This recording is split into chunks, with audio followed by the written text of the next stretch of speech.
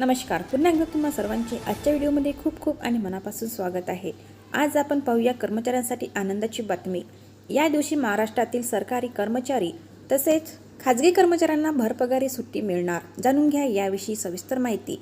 त्यापूर्वी चॅनलला पहिल्यांदाच भेट देत असाल आणि अजूनही चॅनलला सबस्क्राईब केलेलं नसेल तर व्हिडिओला एक लाईक आणि चॅनलला सबस्क्राईब करायला विसरू नका. चला तर पाहूया याविषयी सविस्तर माहिती.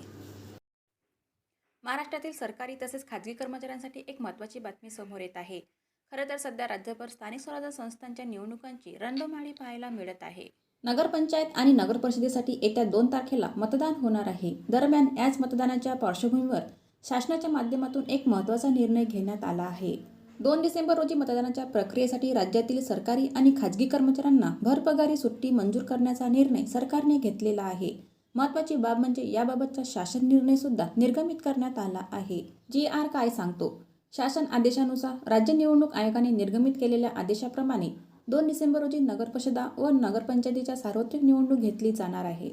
दरम्यान येत्या निवडणुकीमध्ये सर्व मतदारांना त्यांच्या मतदानाचा हक्क योग्य रीतीने बजावता यावा यासाठी निवडणूक होणाऱ्या मतदान क्षेत्रात मतदार असलेले कामगार, अधिकारी, कर्मचारी यांना मग ते कामानिमित्त निवडणूक होणाऱ्या क्षेत्राबाहेर कार्यरत असले तरीही त्यांना निवडणुकीच्या दिवशी मतदानाचा हक्क बजावण्यासाठी भरपगारी सुट्टी देण्यात यावी.